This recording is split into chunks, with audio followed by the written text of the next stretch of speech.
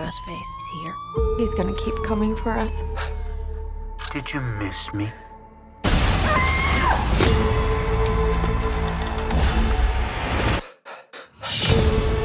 We've got to lure him in. And we execute him.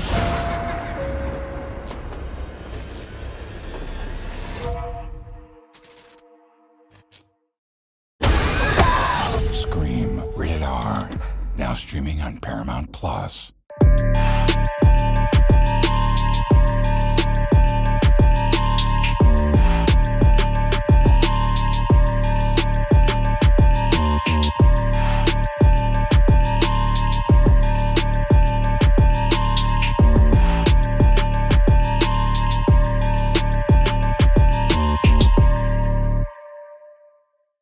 Welcome back, All the Smoke. Kicking off today, man, with the one and only. I mean, rapper, entrepreneur, athlete, actor, investor. I mean, you name it. This guy has done it all, and he's done it all for a long time at a very high level. Welcome to the show, Master P. Yes, sir. We appreciate you. Yes, sir. We appreciate you. And a legend to us in the South in a whole bunch of other different ways. No, I feel it. Talk about it. Talk about it. Yeah, he know that already, though. Yeah. You brought some stuff over there. Let's just get right to it. Let's get right to it. Let's clear the table off. Don't nobody got more product than me. Hey, well, I'm so ready to try some shit. Okay, so I These know are y'all, fire. this nachos, that's the new Snoop nachos. Okay. I'm saying it's barbecue. I'm just showing y'all. Okay. So that's what I'm saying. We entrepreneurs. They want us to be athletes and entertainers forever, but we can't. Right. Yeah. Right? But we can sell product forever. Man, yeah. can we? So look, that's there. Mm-hmm. That's the Master P ooh-wee chips. Let me show ooh-wee. y'all, nobody got more product than me. Hold on, let me get to this. That's some more ooh-wee. Mm-hmm. I'm sure gonna be trying all that. Look, Coconut that's the water. coconut water. We're gonna show Yeah. y'all, we ain't done yet, hold up. Oodles and noodles. That's the noodles, because we've been eating noodles all our life, but we never owned it, right? Yeah. Okay. Yeah. That's the Master P puffs, you know what I'm saying? Those like Cheetos. Better, man, come on, man. I said like Cheetos. That's it. Okay. Barbecuing with my honey, man. Yeah. I like the flavor mix he So always let me show has. y'all something. We got essential goods too. I got Okay. rice. Okay. You know what I'm saying? I got Yeah. rice. Hold up, I'm gonna still go in this bag. So this character here, we got characters too. That's Captain H. That's the Kobe Bryant of cereal. Okay. So I'm gonna show y'all that. Y'all see, Ace. that's the Honey O Snacks. Okay. That's a Snoop on it. You That's did a it. Yeah, partnership me and with Snoop. That's Talk to us about man, that. Me and Snoop, let me tell y'all something. We did hip hop. Yeah. Now we got cereal. We national brand. This is not a celebrity brand. We everywhere. June, Snoop cereal. That's my dude. We building a family brand now. Okay. So that's Brothers Foods. Oh, dope. So Brothers you know, Foods. Okay. Kelvin Brothers. Absolutely. So we made a lot of money in the music industry. Yes. And now we taking over the breakfast food game. love So we it. the kings of breakfast food. I love it. I love it. So y'all, hold up. We He ain't done though. No, I ain't done. Well, I got books too. Okay. I want to let y'all know. Kid books? I got kids' books, so you know, Okay. same thing while you're eating your cereals for your kids. Come on, man. You can read the books. Get them off the iPads. Man, I Get want to 'em start reading. them. I want to start them young, right? Yeah. Oh, I got shoes. That's the Maniatis, motivating oneself, encourage you actively to think independently. And look, so these shoes I brought these nice too. I brought these from overseas. So You didn't I bring want a to tell y'all you about didn't bring I a got you. I'm 14 gonna get you. though. Let me tell Okay. y'all about these shoes, right? So I brought these from China. And we gotta do business like the Chinese do. I had to spend 50% up front. So if there was 100K of shoes, right? Put 50 up front. You don't even see what you get when they come. So the difference was I couldn't even sell these shoes because there was two sizes different. So sometimes you make okay. investments that you gotta eat, but then I had to grow. So the size was, if this was a 10, it'll be like a size 12. Okay. And I don't get my money back or nothing. So sometimes you lose. I want to talk about feeling at the Yeah, same time. yeah. So I spent 100K on this, didn't get, so I had to make it as marketing promotion, give it out to the hood because it was two sizes smaller. Right. And so the same thing with the cereal. So we lost it, the cereal at first. We named it Snoop. loops and we had a problem. Okay. You know, with Kellogg's, and they came after us and was like, lost a couple million. Went back, now we got national distribution with Post cereal, which never been done before. So that go to show you sometime as an entrepreneur, you're gonna lose, you're gonna fail. So everything don't go the way you want it to go. Yep. I love it. Learning from experience. Yes, sir. When did you get the good kind of bug to just start creating? When did that kind of start? Man, as a kid, I was like, to be honest with you, me at 6 years old, I'm in a project carrying groceries for the elderly, cutting grass. So I had that entrepreneur spirit because I was poor. I lived with my grandparents. Now people make excuses, they get mad. Oh, well, I don't have my dad, I don't have I live with my grandparents. And my grandparents had 12 kids. We lived in a 3-bedroom project.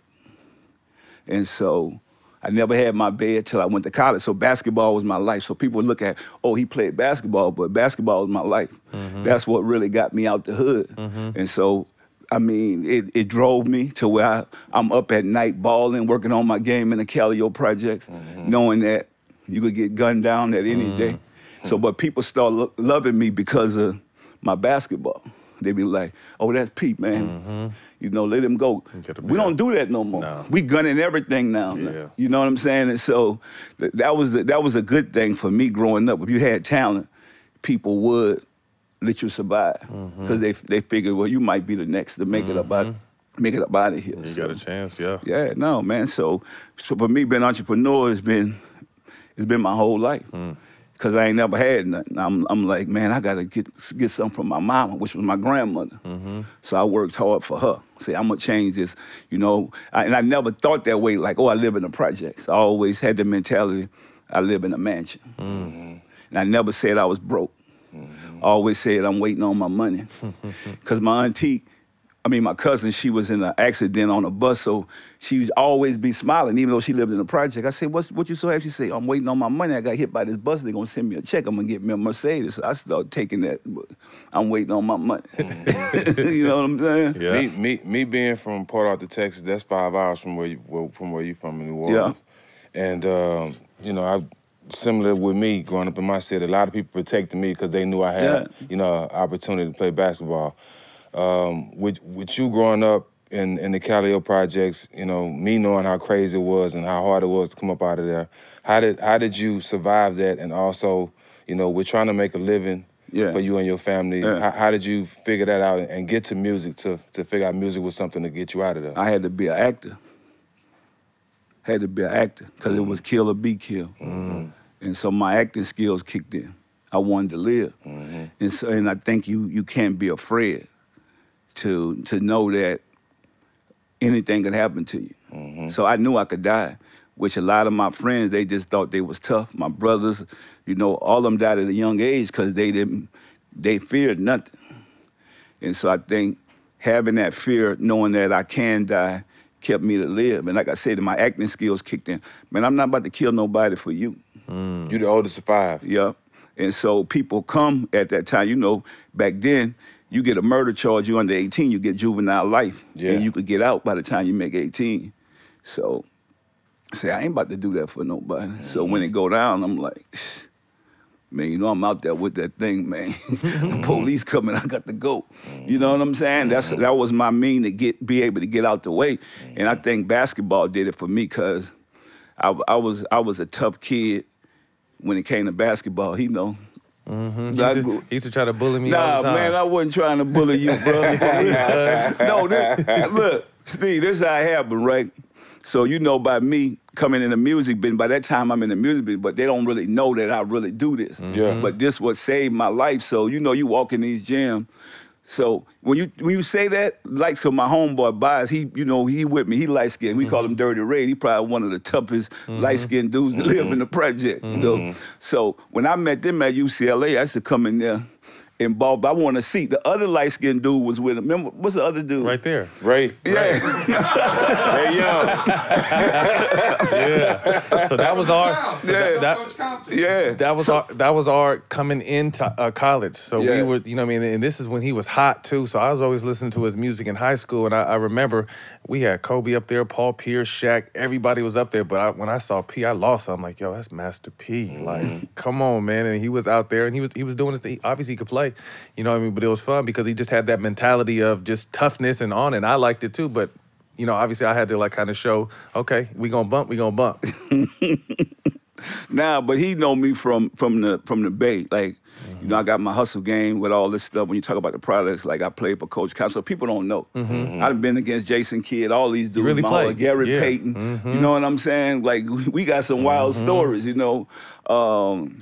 But when I used to come to the gym, you know, they'll always think, oh, well, you Master P. I'm like, hold up, bro, I've been doing this forever. I'm about to get to the league. And he know we went the back way. So everybody think when you really see my story, like basketball took me out to projects, got me into college, to University of Houston, and then I got hurt, went to Merritt, boom, started back over, and I thought I was gonna go to Cal. That was my whole thing.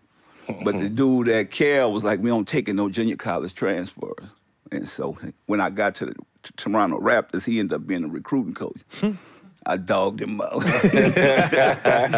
But basketball was, you know, I played the game tough. We done been through so much stuff because me and him, we went the back route. We had to go through the minor leagues, all this stuff. Like, so we took the back route. People don't even know all the teams I played for. So I'm about to do a documentary because I went, by me taking the back route, right?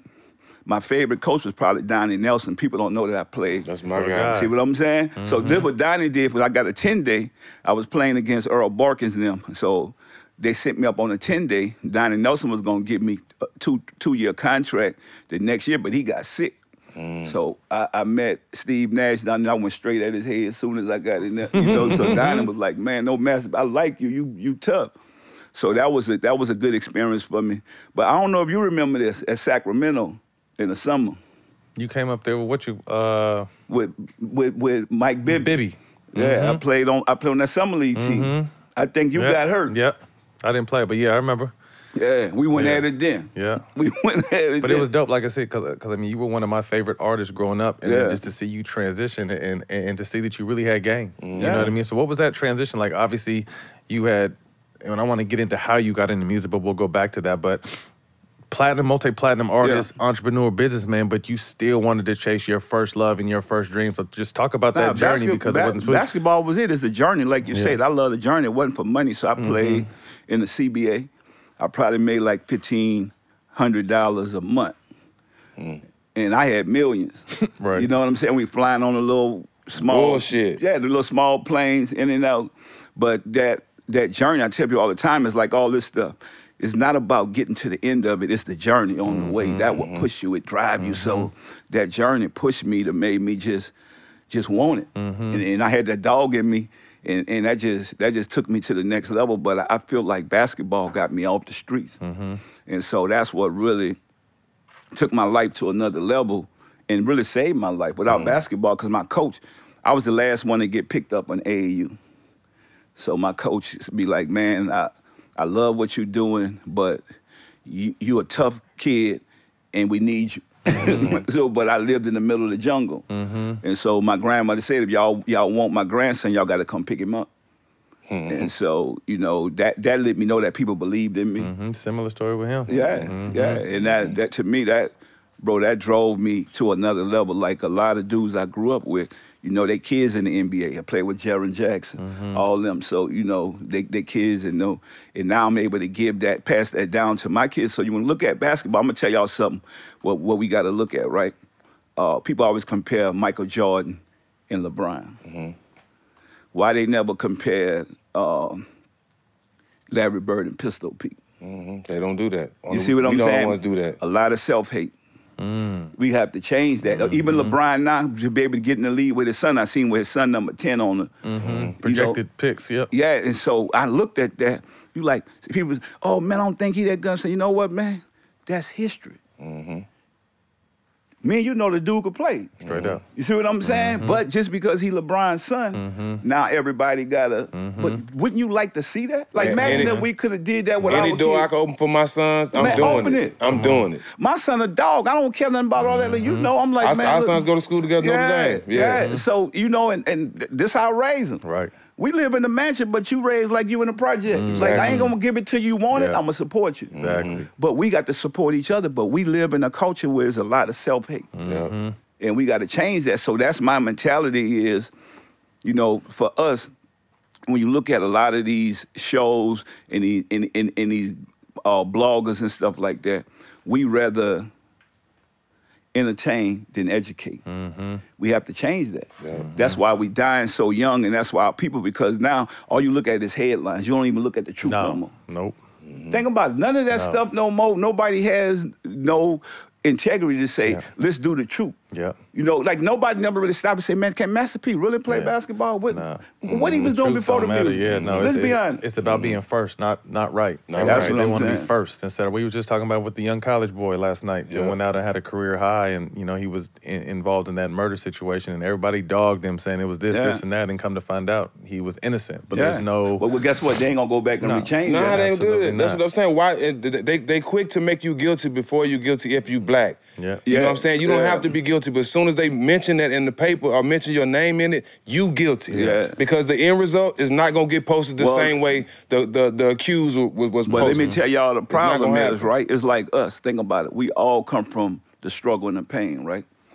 But they hate to see us like this. They can't believe it. Come on, see, you know. Yes, Know. sir. They can't believe that we did a 360. Yeah.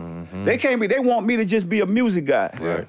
Like, but I'm like, wait up. Do you know these companies' last names that they done built? They've been selling these products for hundreds of years. They make billions of dollars. When you look at the Fortune 500 companies, we only make up 1/10 of 1%. That's Because crazy. I keep telling people, product outweighs talent. George Foreman, the grill is more bigger than anything he ever did. Think about it. Facts. Right now, but they don't want to see that. They don't want to see, man, Master P and Snoop, they selling cereal. They got legit packs. Oh man, they selling cereal. Dude, you know how many billions of dollars these companies make? And if we want to change something, like even what you experienced with George, like we gotta be able to control these communities and these cultures. We have to, and that financially. Yeah. We can't do it because we can march in the streets. We ain't gonna get no justice. Think about it. At the end of the day, it's keep going from circle to circle. Cycle. Because think about it. I tell people all the time that we gotta, in order to win, we gotta buy our blocks back. And so you can't buy your blocks back without having finances. You know what I'm saying? So think about it. It's all about economic empowerment, but it got to start with us and stop the self-hate. We got to Supporting celebrate each each other, other. We yeah. got to think about it. We don't because they grouping up. So if you see me and Snoop doing this at a company that them put out all these major brands, because Post the only company that step up and say, let's look at doing the diversity thing with you and Snoop. Right. So that's what I respect them for. Like, let's do something different, something unique. Let's let you guys be able to feed y'all communities and y'all culture. They give you the same opportunity we give everybody else. That's what I'm saying. That's it. That's all we've ever asked for. That's it. Just the we don't We need not no perfect. handouts. Nah, just man, give we us the got- opportunity. Look, think about it, we not perfect. They can go back and look at our past, but what I love when Johnny Cochran was alive, right? He was my attorney. He said, man, my brother was a crackhead, but I'm one of the biggest lawyers in the world. Nobody's gonna view me on family members or friends or anything like that. But like I said, but we gotta stop, like our culture gotta look at what I'm doing. Yeah, it's a And lot saying, I'm saying we the kings of breakfast food. Do y'all know the families that we could feed? Like, we got to change our mindset to destroy each other because that's what they want us to do. entertainment. We rather entertain than educate. Yeah. I've been trying to educate. How long I've been 24 years giving back to the community, doing what I got to do for my people all over the world. They want you to say, this is how the devil works, man. Shut him down. Shut him down with us against us. And I'm going to change that narrative. I'm going to educate us and keep teaching us. And that's what I realized. I say, man, this is a fight because we're in a spiritual warfare. Our family members, our friends, everybody do it because it's the closest people around you that's going to hurt you. So my message to any athlete, basketball player, whatever, man, invest your money into some product. I'm not investing my money in the people no more. That's why I really got out to entertainment business and the music business and really got into the product business because I started studying and I said, how they make all this money? How they keep passing down generational wealth? They building family brands and names. You look at Gucci, Kellogg's, all these different companies. These are all family names. We think it's some fly name or something. These are all family names. It's money time in the basketball world. The playoffs are underway, and there's only one place to feel the action. Today's video sponsor, DraftKings Sportsbook, is offering all fans a can't-miss offer with the NBA playoffs. Calling all new customers, place a pregame moneyline wager of at least $5, and if your bet hits, you'll get $150 in bonus bets. That's right. New customers throw down $5 on any pregame moneyline wager. If your pick is correct, you'll get $150 in bonus bets. DraftKings has been around for a while, so you know your money is in good hands. If mobile sports betting is not available in your state, don't worry. You can still get in on the fun with DraftKings Daily Fantasy. Download the DraftKings Sportsbook app now. New customers use promo code SMOKE, bet $5 on any pregame moneyline wager, and get $150 in bonus bets if your bet hits. That's promo code SMOKE, only at DraftKings Sportsbook. Once you clock off work on Friday, head over to DraftKings Sportsbook app and see the All the Smoke Same Game Parlay. We'll be cooking up a new same-game parlay every Friday, so ride with all the smoke, fam. The action only happens at DraftKings Sportsbook.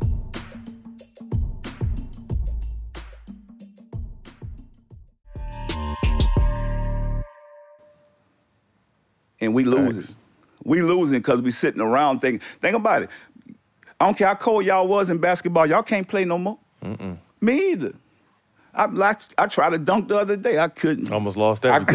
Now, hold on, P. I still do that now. I can't play, bro. But I still can bang. But you can't be who you used to be. Not even close. That's what I'm saying. Not even close. That's what I'm saying. Think about it. Yeah. But they program us like that. Yeah. Oh, but I'm trying to deprogram the next generation. Right. Like, look, get in while you hot and build all this stuff. Then, because think about it. Michael Jordan, right?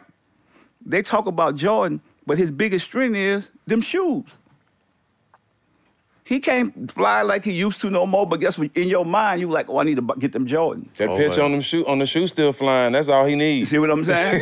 Yeah. See what I'm saying? That's the game. Yeah. But our people, oh, well, man, what you mean product always talent? Man, I'm only telling you the truth. Yeah. They've been passing down from generation to generation. We still thinking, oh, yeah, use your talent to get into where you need to go at. But imagine if you do it while you hot. But we also wait and talk stuff about each other when we gone. That's it. Think about it.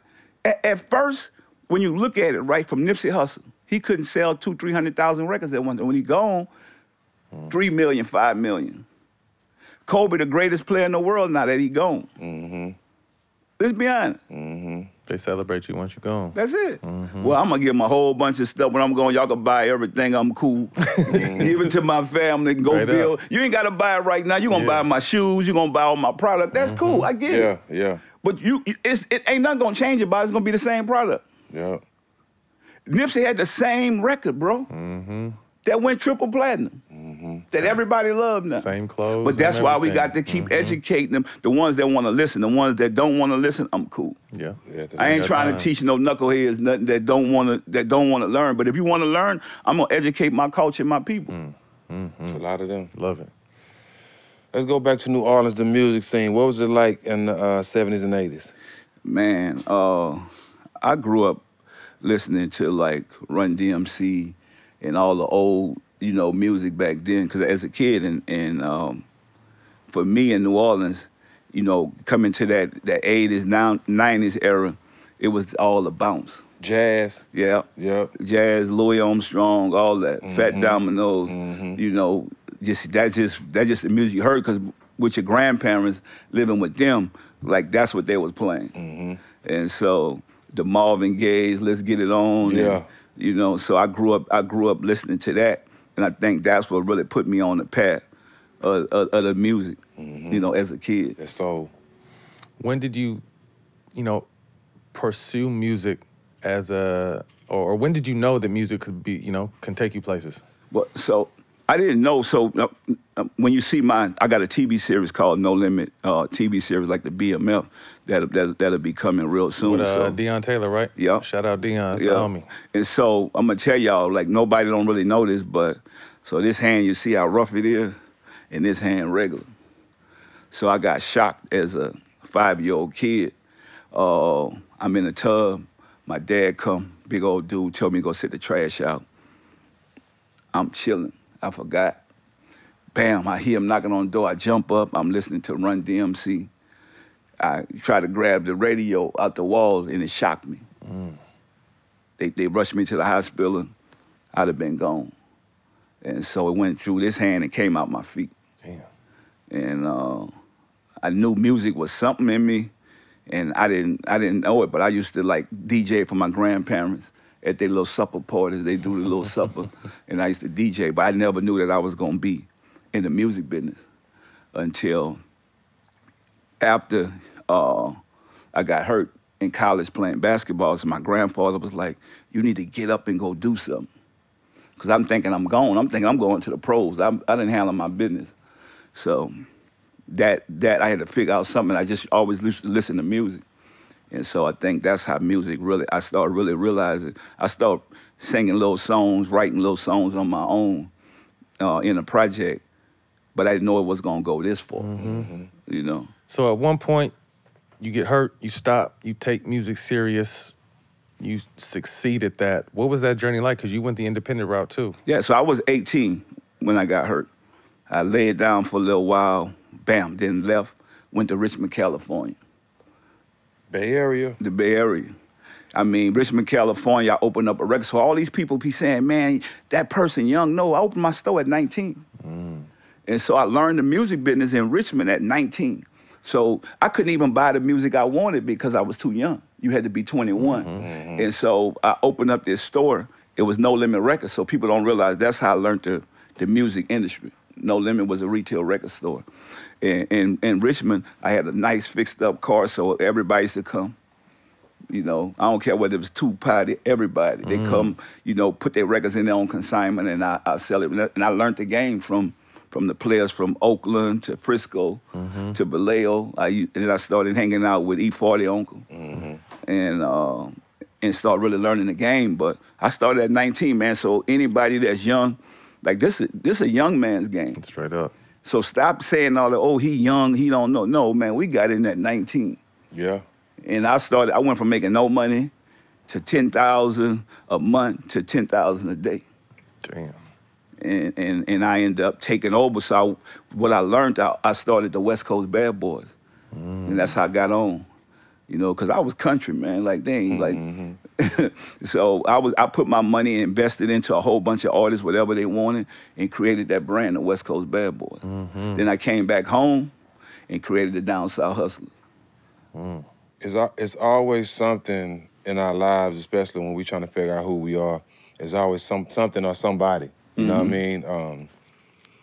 Losing your grandfather. Yeah. You know, I know he was important to you in your life, and you know, he put you in a position to do something with yourself. You know, you didn't know he was leaving you something behind, but he ended up leaving something. Can you talk about that? Yeah. So with my grandfather, my grandmother, like before I opened the store, you know, I ain't had no bread, right?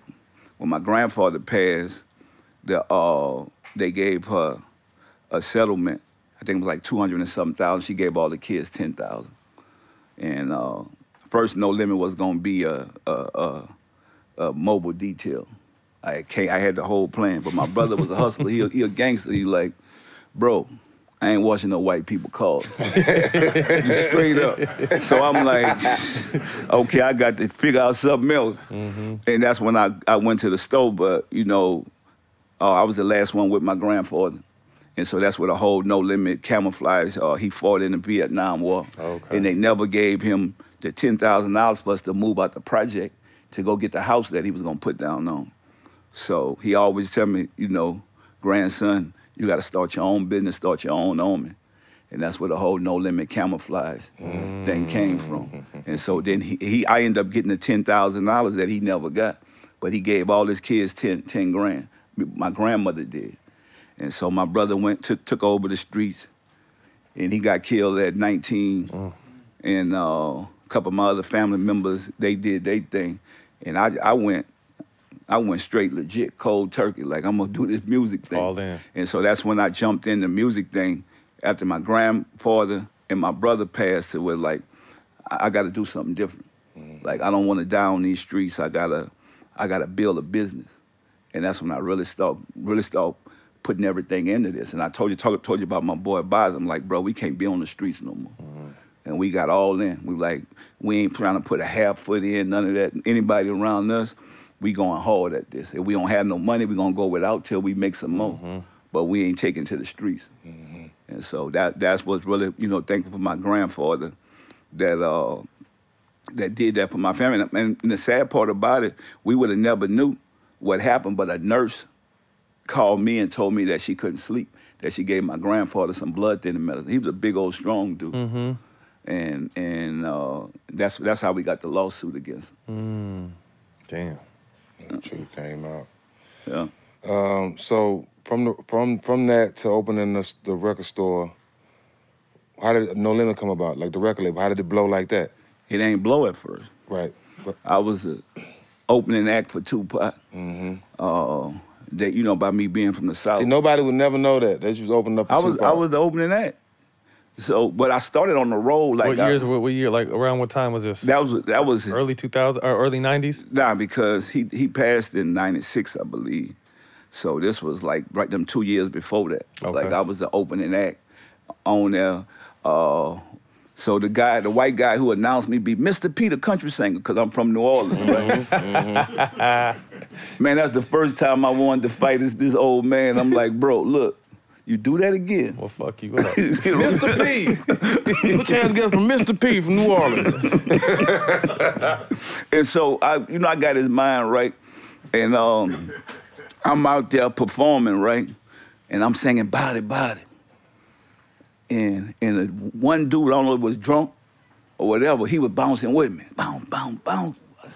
I walked off the stage, 20,000 people to him, gave him a No Limit T. I said, you like that? He said, man, I love that. Whoop, whoop, whoop. And then my brother said, why you so happy? I said, I got one. He said, one of what? I said, a fan. That's where I said, I'm going to turn that one in a million. And we walked off. I get on the bus with Tupac and them, and man, I mean, they was just good dudes to me. Like, every time I was around them, they cared about people. Like, for Eazy-E to take me down to the radio station. You know what I'm saying? Like, that was love. But he seen my hustle and my drive. I was ready to go. I went any hood, wherever. That's what he was, a hustler. Yeah. So I show up with my cassettes. I don't know nothing about out here with the gangbanging and stuff. I'm trying to sell my CDs, Dude, man, where you from? What you got on? I said, man, I'm from New Orleans, man. He said, what you selling? I said, I'm selling a CD.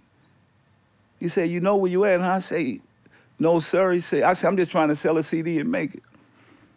He said, man, how much you want? I said, I want $20. He said, man, I'll give you 10. I seen the gun. I'm like, I'll take the 10. Yeah.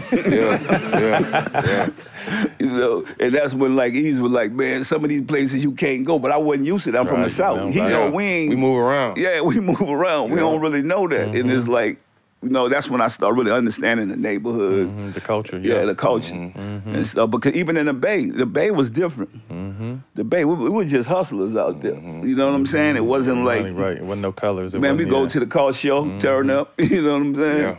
Yeah. So, go to festival at the lake.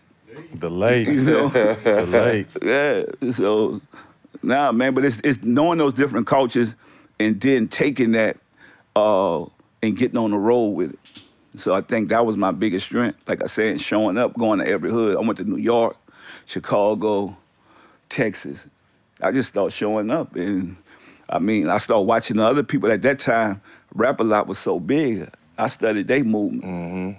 Swab House was so big. I'm like, man, Big Drake. You know what I'm saying? So I'm like, but we celebrate each other. Right. We don't do that now, man. We jealous of each other. We somebody on. And I say we have to change that narrative. I think the young people got to go back, and that's what I love about the TV series I'm about to put out, so they can see how I celebrated Uncle Luke. I celebrated, Jay and all those dudes. I celebrated them because they came before me. Right. Wasn't So no hate. Nah, it wasn't no inspiration. No ego. Yeah, right. that's what it's about. Yeah. Well.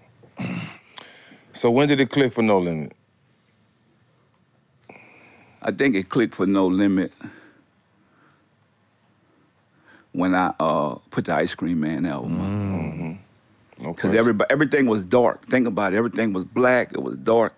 When I put the Ice Cream Man out, and I looked at it having a retail store, I'm like, everything dark. And then I had one of those, I had a Rolex. And I'm like, I'm going to put this diamond logo. That's what I wanted, right? And I'm going to make it, when people walk in the store, you can see that. So everything is all about marketing. People think music is about the talent.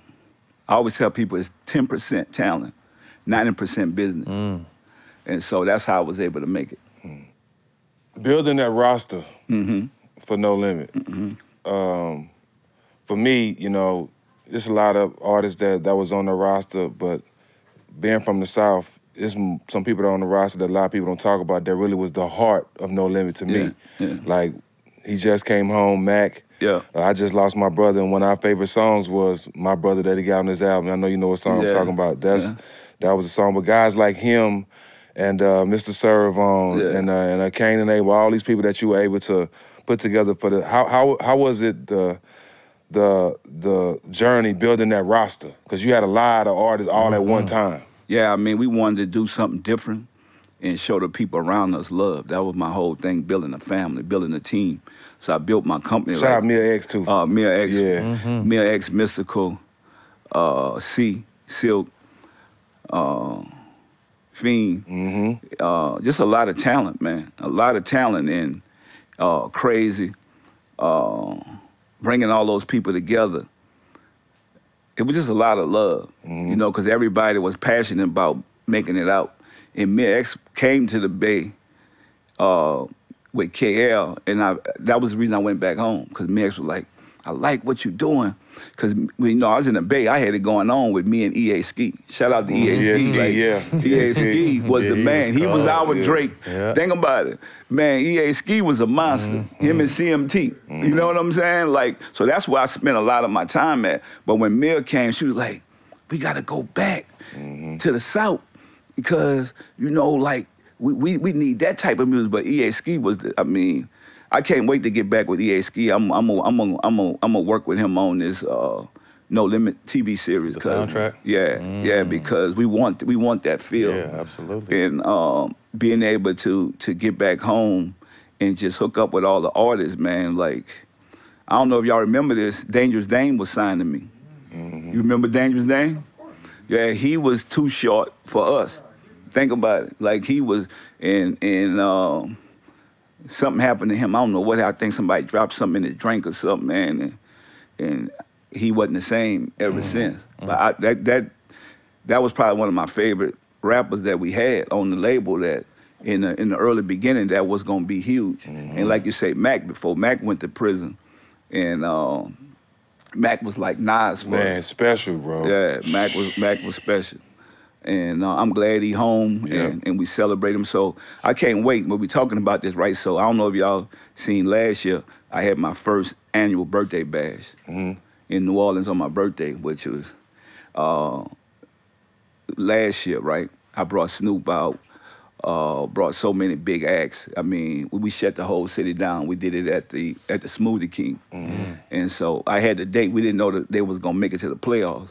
Brought Keith Sweat, brought so many big artists out, right? And I ended up having to let the Pelicans use it to play. Because I had already paid for it. No, I had already paid for it. Yeah. And so now, my birthday, April 28th in New Orleans, is going to be even bigger. We need the invite. There. I'm just telling you, April 28th at the Smoothie King. Showtime, me and Jack need flights. My birthday in April too, so it's perfect. We good. You know what's up, bro. Look, it's about to be crazy, y'all. I'm talking about, you about to see nothing but Camel, the whole arena. Nothing but Camel, some of the biggest artists. April 28th, the Smoothie King. We're gonna get a No Limit reunion tour. Anytime? Yeah, so we've been doing that. We've been doing that. We done sold out everywhere. But when Mystical went back to jail, man, it's kind of like tough. You know, so we like, okay, we're gonna see what's gonna happen, and hopefully he get out of this situation. But But this gonna be a celebration, man, because we gotta start appreciating each other. Absolutely. You know, and I think that's what I want to do. I want to be able to give all my soldiers their flowers while they're here, and that April 28th date. And plus, we gonna do it for a good cause. I started this foundation called You're Not Alone. And it's all about mental illness, man. You don't realize how many athletes and entertainers dealing with mental illness, but they don't want to talk about it. Nope. Because even me growing up in the project, right, I used to say, why they hide that person in the back of the house? Or somebody mama in there rocking and nobody really but people laughing and making fun. But now it done changed to where we could actually communicate, get people on the right medicine. So you need help? Yeah, get people with counselors, do all these type of things. And those what I want to do with all these brands and everything that we're building, to be able to put back and give back to save our people, because the mental health thing, man, like even the basketball players that we seen, what his name is in Dallas, that Delonte West. Delonte, and then what's the other guy Kevin Love. I mean, one of your former players you coached. He talking about Ben Gordon. Yes. Yeah. But I mean, even someone you coached, you coached DeMar DeRozan as a youngster. He was someone that came out and said he had mental health. Yeah. But Ben Gordon is one of the smartest people I've ever met in my life, dog. Like, and it's crazy to see all this going on. But he's one of those, and I mean it from the bottom of my heart, dog. The most intelligent person I've ever met, bro. But you never know when it's going to click in. What he going through, dog. Think about it. So, but guess what, though? How many people really help? Right.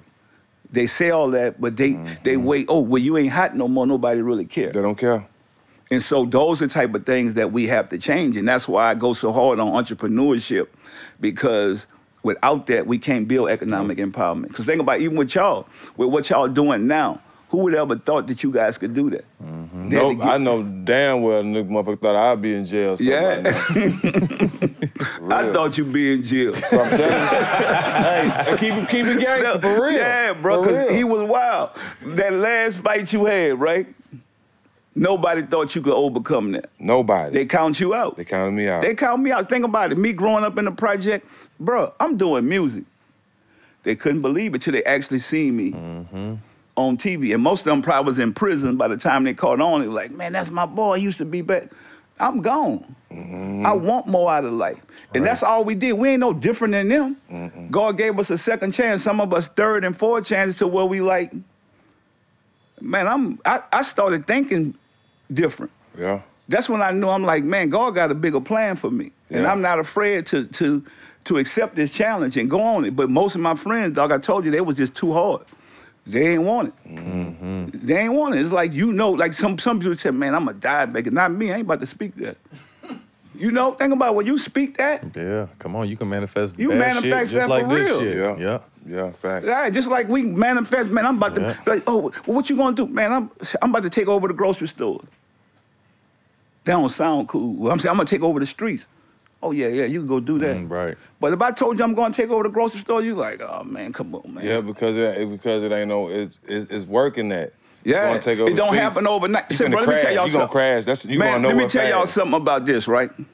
Me and Snoop, you already have to be rich to do this. You get paid twice a year. So how many people could wait to get their money twice a year? Let's be honest. They don't understand that. Then you got to do the marketing, the sales team, the trucks, all this stuff. You got to pay all these people before you even make a dime. And so that's like me investing into, and I'm going to tell y'all something right now, right? That's why a lot of these people that's making fun and talking about each other on these sites and stuff, you're going to need these people, because if you look at a lot of these people, these big companies, entertainment companies, they're getting fired. They slimming down. It's not too many companies like you seen. So you're going to need the entrepreneurs, because you ain't going to be able to do none of the projects you got. Right. Where you going to get the money from? So that's the part that we have to change, how they put us against us, and they can't see us in a different light. Yeah. But they can see a white man in a suit and be like, oh, man, go work with him. Yeah, they fear it. A lot of people right now, bro, blame everything. Steve, come on, bro, you done been around all the wolves. Think about it. They can't understand the name of the game is chess. Protect the king. Yeah. Protect the king. That's how we lost Nipsey. That's how we lost all these young dudes that was feeding the community. Yep.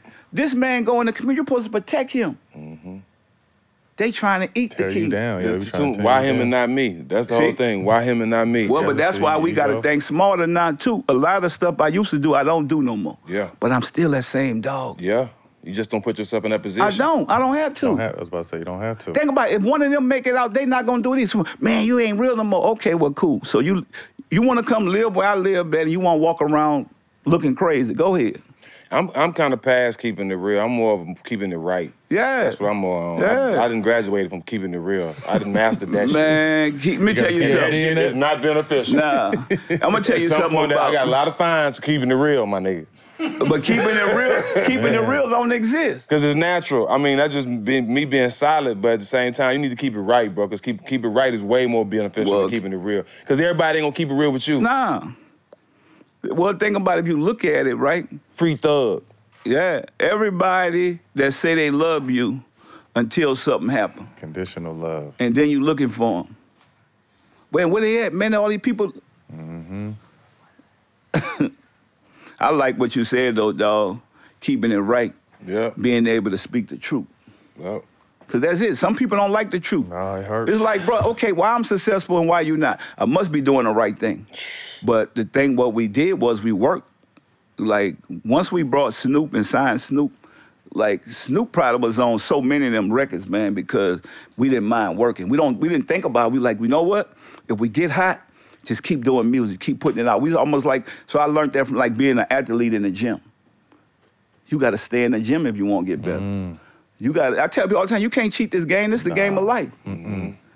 You know, if you put the work in, you gonna win. Get out what you put in. You know, think about it. Look how you came up. See, I'm telling you, I started really tripping off him. Everywhere I go, he was there. I'm like, man, where this dude come from? He already in the gym. You know, we going there, I'm like, man. And then he know at the time, he thought he was, you know. Everything. To this day. To this actual moment. Yeah, for real. But BD was a bad dude. We know that. So this when I knew he was good, right? Remember the first dunk he got at UCLA, like he just went crazy. You couldn't tell him nothing after that no more. But these dudes showed up every day in the gym. So I go sneak in the gym, like, oh man, this light-skinned dude in the gym, man. I got to get my work on. I got to get in there. He targeted me. No, I wasn't. Y'all, around that time, we were targets. Light-skinned niggas was targets. y'all wasn't G yet. Y'all didn't have a G pass yet. You know what I'm saying? No, but I wanted to see how real he was, though. Him and his boy, they used to be in there talking mad stuff, too. So I'd be like, okay. Okay, I'm on. I got him. I just wanted to check him just to see. I said, okay, he ain't backing down. Okay, I got to hit him with another elbow. Yeah. Hey, promise you. You know, he didn't look like he was raised in a dope house. Nah.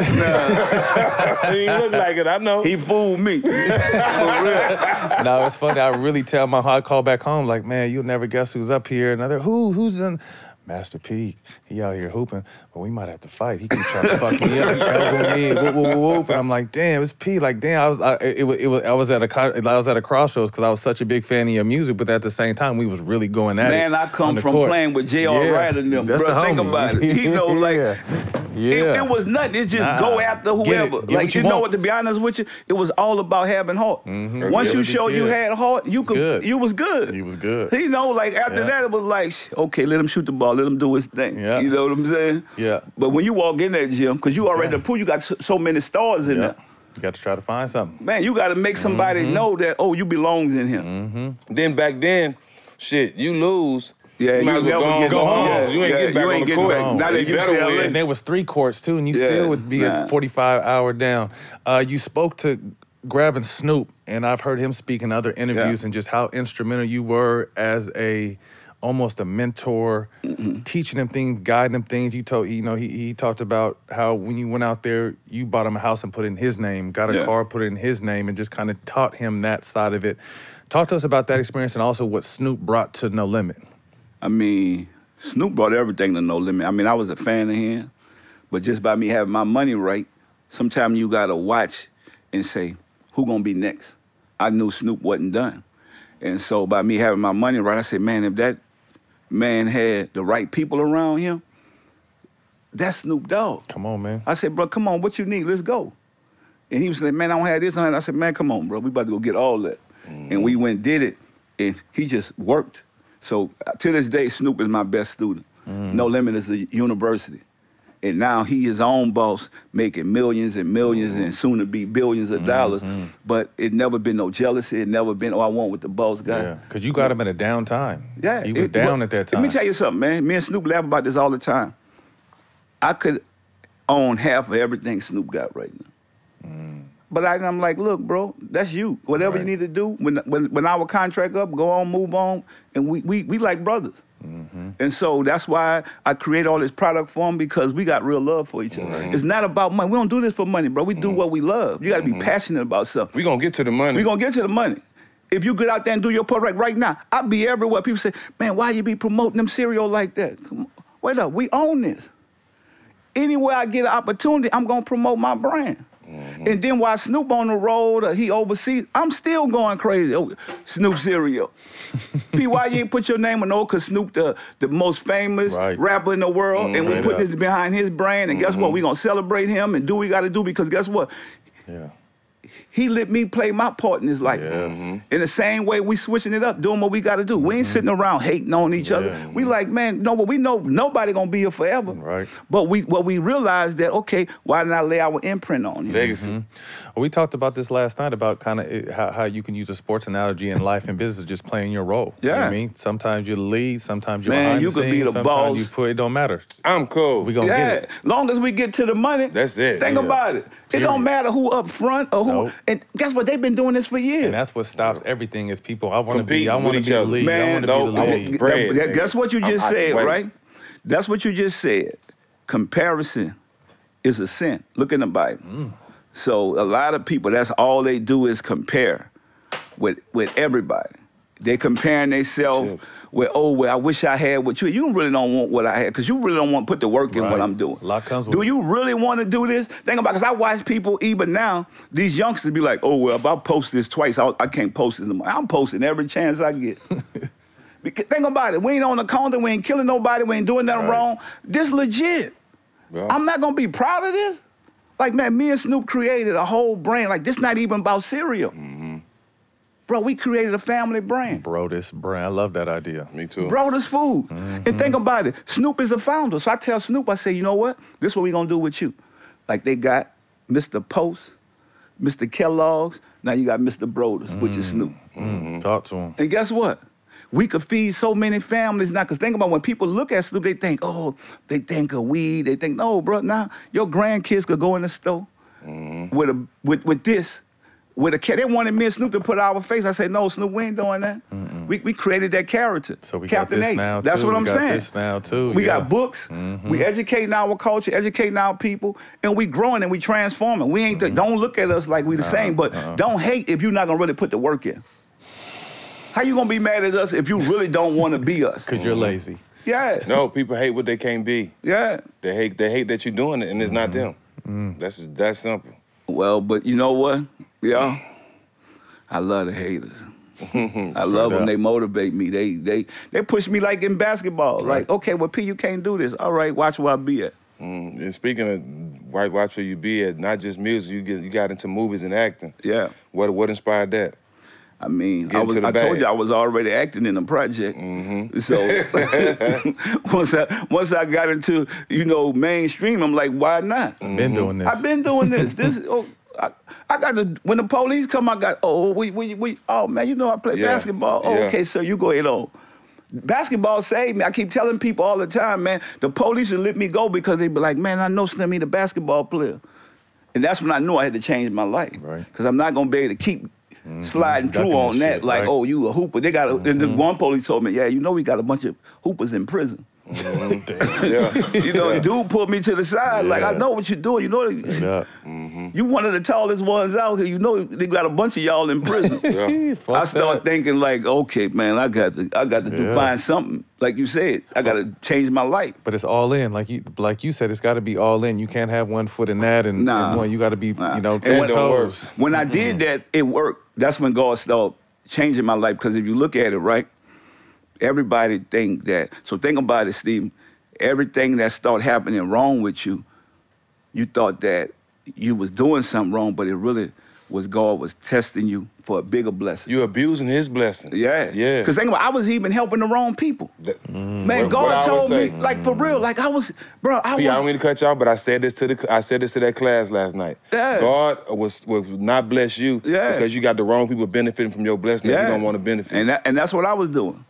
God said, all right, P, I'm going to slow you down. Like, you go look at the story in the Bible, Job, like, okay, I know you respect me and you loyal to me, but guess what? I got to slow you down because you're not God. The people start coming to me. See, when I give somebody something, man, thank you, P. They wasn't saying, no, thank you, God, you know, for P. Yeah. They was saying, thank you, P. Yeah. And so everything that I went through, I tell people, life is like a seesaw. You go up and down. But it's what you do getting back up. And a lot of people don't understand that. They just think they're going to be on top forever. And that's when I start, the one thing that he did bless me with, when the music started going down, I had got into all these other different things. That's how I was able to survive. Yeah. And I kept educating myself. I tell people all the time, pray for wisdom, don't pray for money. And so, you know, when God took everything from Job, the devil was laughing like, oh, okay, I told you, now watch he curse you. But Job never did. Then God gave him tenfold for everything that he had. And until this day, people don't realize that if you do the right thing, them blessings gonna come. They keep saying, man, well, why are you so successful? They could throw everything at me, dog. They could lie on me, could say all this, and like, okay. Next thing you know, I got another big deal. All the little small stuff they chasing, I'm not even chasing it. I could go sit in a room with anybody, any executive, and do business with them because of I know that it's bigger than me. I'm not doing this to make $1 billion. I'm doing this to change lives and help our people and educate our people because that's what we is. We underfunded. We always got to go to them and ask them for something like, who really got some real paper? But when you do shit with morals and principles, the money comes. Oh, the money comes, That's man. not the reason why you're doing it, but you're doing it for the right reasons, and when you do it for the right reasons, the money I never comes. did it for the money, dog. I told you I love the journey. I love the process.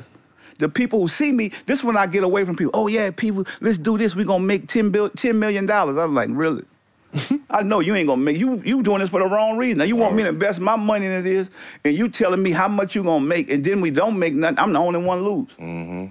Think about everybody I ever had a problem with. I'm the one who invested in them. They get a chance to go back home and whatever. Like even when I put the movie out, if I put a movie out and it failed, everybody done got paid already. Guess who didn't get paid? Me. Yeah. But I didn't do it for the money. Right. Opportunity. I gave people opportunity that never would have had opportunity, and they still ungrateful, but that's why they don't have nothing. Yeah. That's how it Because if you look at it, they say, well, why you keep being blessed, Pete? Because my mentality was different than yours. So this is what I look at wealth. Wealth is not what you have. I look at wealth with what you give. You didn't see my vision the first time with no limit. So how you gonna see it in this grocery store aisle? Me and Snoop the only one that look like us in there, so y'all don't feel like, man, let's add some diversity onto these grocery stores so we could feed our people. Absolutely. Because think about it, this is bigger than music, because every time one of these sell, they keep putting another one in. Yeah. When music, when your fortune and fame, your time is up, it's over. It's over. Ain't nobody tripping on you no more. We watched that with Michael Jackson, Prince, whatever. They start selling records after they died. This gonna sell when we here, when we gone, it don't even matter. But our people can't see that. And it don't talk back. It don't talk back. And I ain't got to give this no money to go to the strip club. to have fun. Bail him out of jail. I ain't got to bail this out of jail. Nacho chips. I want to talk to them chips. Them chips. Man, you can talk to them, dog. Get them, man. Got the munchies over here. Man, here, man. Here, man. Tell me what you think about that. Think about that. I'm sure No Limit Films, some cult classics. I got the hookup. 1 and 2, Hot Boys. I'm About It. I'm About It. To name a few things. What was that experience like? That shit just looked fun. Yeah. Officer Friendly. Yeah. And you know what, friend? That's my basketball coach. Oh, was it? That was my real basketball coach. He coach out here now. Because we ain't know, we was making movies back then. Like, then the director talking about, man, we're going to need another 30,000. I'm like, man, huh? Okay, you know, we young. We out there on the block. Like, okay, well, we be back in a week. We got to check this down. And look, let me tell y'all something. The craziest thing, nobody don't know this, but this crazy, right? So, Bob's light-skinned like you, my boy, right? He a monster. I'm just telling you, he done been through everything with me, right? The assistant AD on the set, we think Boz is square because he light-skinned, right? So dude telling Boz, hurry up and move over there. And I'm like, Boz like, look, bro, you know who I am? He like, man, look, I told you. Boz said, Heavy New Orleans accent too. Yeah, I said, Boz said, P, I'm about to beat this man up. I said, you can't do that right now. You could do that at the end of the movie. Look what the dude said, okay, yeah, we'll fight at the end of the movie. I'm like, all right, okay. Oh, we end up letting it go, but man, imagine we'd have held on to that. And we was too. trying, but it was just so many people. So think about it. When they see us, we got to go get a building, do all this stuff. And all I'm doing is put money out, and ain't no money coming back in. Yeah. And so that's why I was saying that we really got to be able to be thankful for investors that believe in your projects. And you're really not going to find that, especially with what's going on. You either going to be rich or you're going to be poor. That's where the economy going at right now. And so if you don't understand that, you're going to get caught up. It ain't going to be no in-between. Because you look at right now, all the homeless people everywhere now. These people used to have bread. I seen some people now under the bridges that you're like, man, you used to.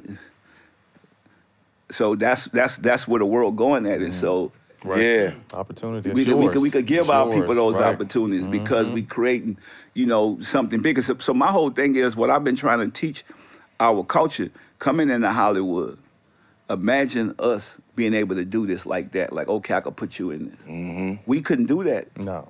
20 years ago. It wasn't even a thought. It wasn't even a thought. Like, oh, you paying for the movie? Yeah, man, we gonna put you in the movie. We gonna make a part for you. And if you single, it's a hell of a pickup line. Yeah. Like, check this out, baby. You want to be in my movie? Oh, for real. Auditions next Friday, 8 o'clock, my place. My hotel room. So, basketball is what saved you. You took a pit stop and became a mogul in music and business, and then you fall back and chase your dream. You had contracts with 2 NBA teams in the late 90s, the Hornets and the Raptors. What was it like with Vince and T-Mac in Toronto? Man, I just talked to T-Mac the other night, right? And we just went at it. Like, everybody think, like, my whole thing was Vince not gonna dunk on me and T-Mac not gonna dunk on me. That was it. That was it. Other than I could get through that, we good.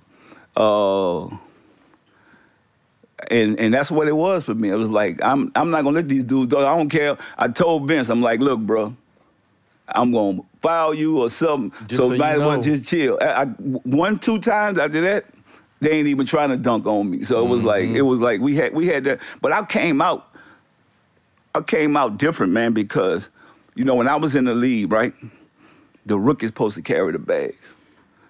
I told Bush, man, I can't carry no bags. I'm a super rookie. And you got more money than the stars. I'm a super rookie. I ain't carrying no bag. And I told him, I said, bro. What age were you at this time? Like 20-something. Okay. Yeah, so I'm like, look, bro, I'm going to sleep. Anybody put any shaving cream in my face, whatever, it's a wrap. It's different here. Ain't no rookie hazing? Nah, man, come on, bro. Hey, now you, for real, let's be honest. Nah, I wasn't going down. You know, Steve, come on, bro. Going down. Look, I'm just telling y'all, right? I never had that. Even I was in Charlotte with B.J. Armstrong and them. They'll tell you, I ain't doing that. Anthony Mason, God bless the dead. Anthony Mason was a bullet. BD wasn't there? No. He came in next year. It was the next year. Okay, but me and BD went at it that summer for the rookie transitional camp. Yeah. So I already knew him, Steve Franz, I knew what they was. You know what I'm saying? So I'm like, okay, Andre Miller, because we all guards, so we all going against each other the whole time. So I'm like, I already know what they're about, right? I didn't stop after basketball. I didn't stop after music. Even selling 100 million records, I ain't stopped after making movies and TVs. I love, if you're an entrepreneur and you love creating things, so I say, think about this. Wealth is not about money, it's about ideas. Where the most ideas are. Where are the most ideas? Yep. When I smoke? Yeah. That's when I get my ideas. Okay. Where the most treasures are. In my mind. In the graveyard. A lot of people never got a chance to finish them ideas. Because they don't realize, they think they got all this time. Yeah. And so the way I work, I'm like, man, we going up against time. Oh yeah, no We question. on the clock. Think about it. No matter, I don't care who you is. You going against time. So I'm like, okay, let me invest my time wisely. This is what keeps me going. I told him the biggest Those asset you have ideas is your time, right? And so ideas create wealth. But people want to be successful. I want to make this money. But guess what? The ideas is what's gonna keep you going. If you're truly serious about what you believe in. Put the work in behind it. Yeah, you're gonna put the work in. May 2021, you received an honorary doctorate, another accomplishment from Lincoln University. Talk to us about that and the importance of supporting HBCUs. I mean, I love it. I grew up in that environment. In my family, like I said, I grew up with 12 other kids in the house, and most of them went to HBCUs.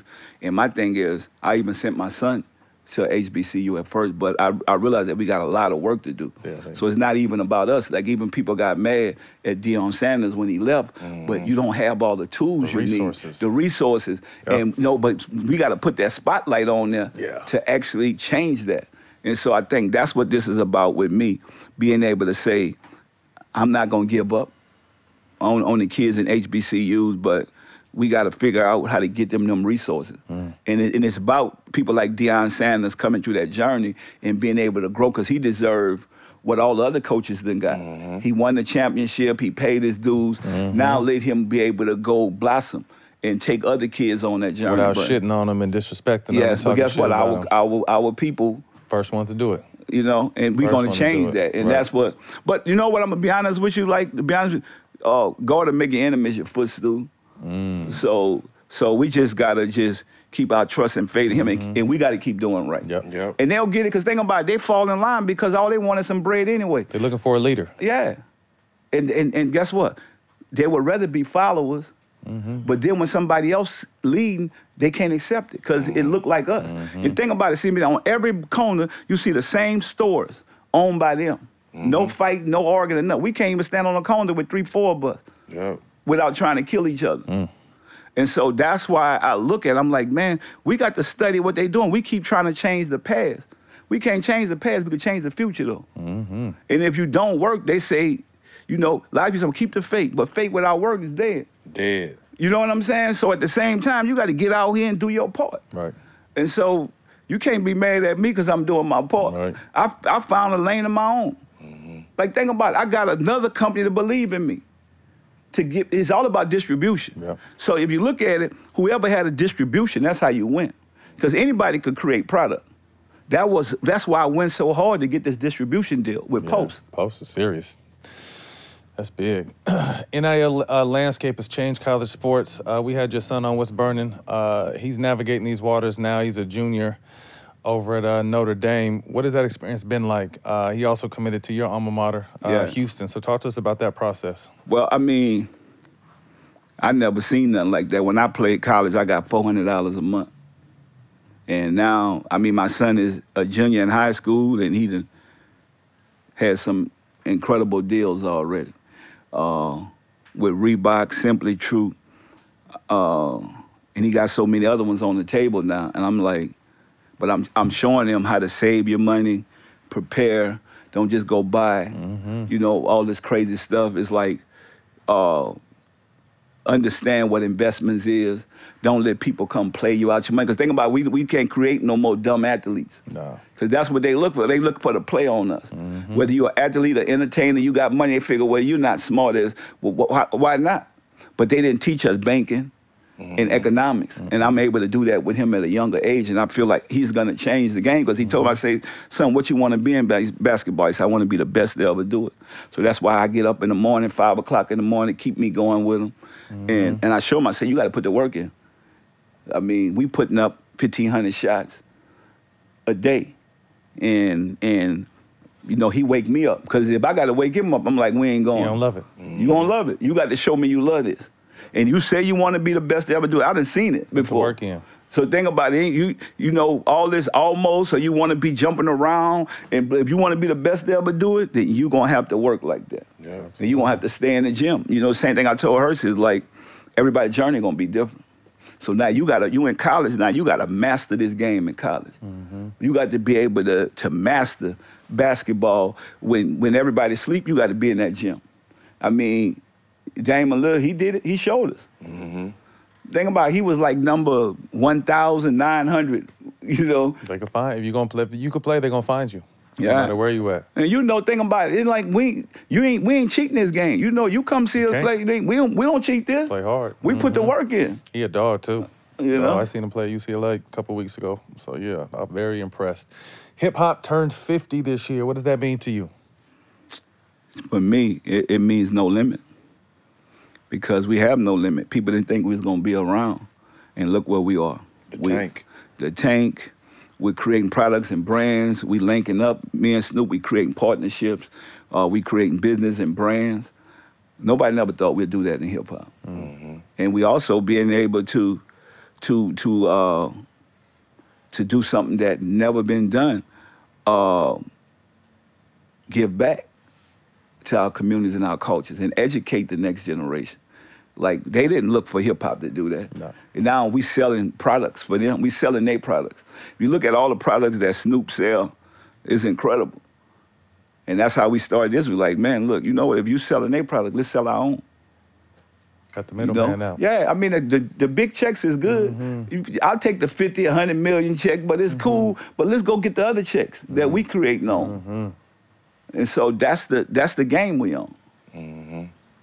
Quick hitters coming down towards the end, excluding your work. No Limit. What's one album you can listen to with no skips? Tupac. Easy call. Easy call.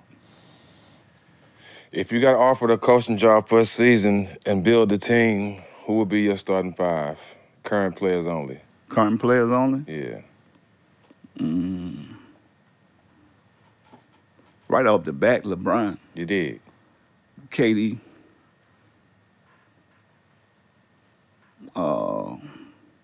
John Morant. Steph Curry. And I got to go to Milwaukee, man. Get my big man. Yeah, hell of it. You'll be a hell of a GM. You know what I'm saying? Morant, Think Steph, about it. LeBron, KD, and Giannis. Yeah, not too many losses right there. It's out there. If you could be remembered by one bar lyric throughout your career, what would that be? Fuck you, man. Ain't no question about it, man. I'm going to answer that phone. When you hear that, you know what time it is. Where'd that come from, though? Because that was my battle cry. Okay. Like, you know... Could we get it one time? That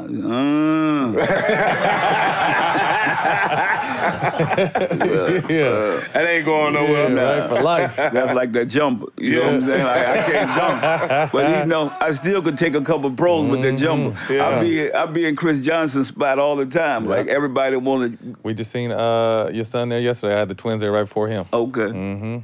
Yeah, I be going at the twins too, man. Yeah, good. You bust the head. They need it. Talk shit. I love it. Who's your top 5 MCs of all time? Oh. Of all time? Tupac got to be one. Of course. Biggie got to be 2. Of course.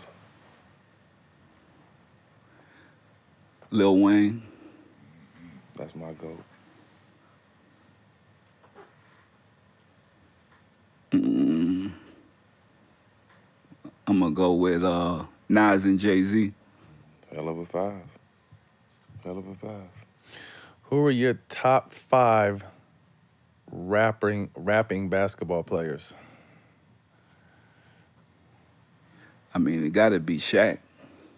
Of course. You know what I'm saying? Like, I mean, you can't beat the big man if you're going to be, I mean, right now, though, I would take D-Lil. I mean, as one, I'm just saying, basketball for this generation, the wave flow, you got to put Kobe in there. That's 3. Kobe did rap. Yep, Kobe rap. Damn, Lillard got some big features, too. Yeah. Not just what his wordplay. I'm just saying, like, really can, you know. Correct. I'm trying to think, who else? Who else did music? They actually put music out? Yeah. You got a platinum out record, don't you? Oh, it ain't current? Yeah, I do. Your shit went platinum? Okay, what's it? We put them in there. There you go. Who else? Lou we got? Williams. Okay, Lou Williams. Lou Williams, nice. Oh, come on, let's go ahead and say his name just so he'll feel good. Yeah, when we Lou see him. Williams. No, let's say hit. No. Bart Oatmeal? Thank you. Just say it. Just say it. Bart Just say Oatmeal. it. Yeah, thank you. Baron Davis, a.k.a. Bart Oatmeal, he raps as well, so we got to say his name, though. But you say he got the most unreleased music in the history? All time. Because he going to get mad and come deal with y'all. Bro, they know he don't never let us make it, bro. Oh, shit. If you could see a guest on All the Smoke, who would it be? But before you answer, you have to help us get your answer on the show. Okay. Good work. There we go. Let me see. You know a lot of people, too. Yeah, I know a lot of people. And just let me, don't say Snoop, because Snoop sat on there about 12 hours. Lay down. He didn't want to leave. We had like a 3-hour, 8-blunt session with Snoop. He didn't want to leave. Man, you know what I would love to see on here? Beyonce. Oh, shit. That's Me who I for. You know what I'm saying? Think Queen about B. it. We would love to have you on the show. Third Ward, Yeah. Texas. And then, you know, like for me, I love what y'all doing, you know, good journalism and sports. I'm about to start a sports show called The Truth. The Truth. Yeah, and I'm going to do it like locally in Louisville, and I want to have y'all on my show. Come on, man. Man, come on, man. You know what I'm And saying? your birthday. Don't forget about your birthday Yeah. bash. We on deck for that for real. Yeah, we there. Yeah, because we just left Mardi Gras, man. It was crazy. Oof. I missed it. It was crazy. Down It was crazy, yeah. Give him his merch. Okay. We can't let you leave without parting gifts. So we have, should I read the products again like I did yesterday? I think it was funny. Everybody laughed when I did it yesterday. We have some Manscaped products for you. We have the Weed Whacker. Okay. Can you tell them what the Weed Whacker does? Nope. Okay, thank you. All right. And we have some All the Smoke gear. Okay. Some gear. Where can you get that gear, Matt? Allthesmoke.store. Allthesmoke.store. Man, Appreciate P, you, we bro. appreciate you, P. I Look up appreciate to y'all. you. Busting chip Again, down. you continue to raise the bar. And like you said, for us to do it, we got to see it and believe it. And we see you doing it. Now we believe it, man. So we appreciate you. Continue to inspire, continue to be great, man. We appreciate you. Appreciate you. No doubt. Yes, sir. Yes. We want all the smoke. Yes, All of sir. it. You did. Got it. That's a wrap. Master P, All Yes, the sir. Smoke. You can catch us on Showtime Basketball YouTubes. We about to check these chips out. And the iHeart platform, Black Effects. We'll see y'all next week. Yes, sir.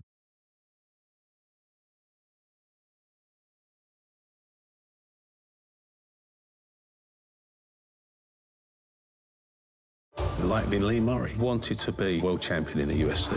He just happens to be involved in the largest cash robbery in the world. This is the sort of thing you see in Hollywood films. Heists, armed gang, huge amounts of money. The policeman, Shorty, Hoodie, Mr. Average, high-vis, driver, and stopwatch. A fiendishly clever plan, which, up to the moment they drove away, had worked flawlessly. Catching Lightning, only on Showtime, streaming with Paramount+.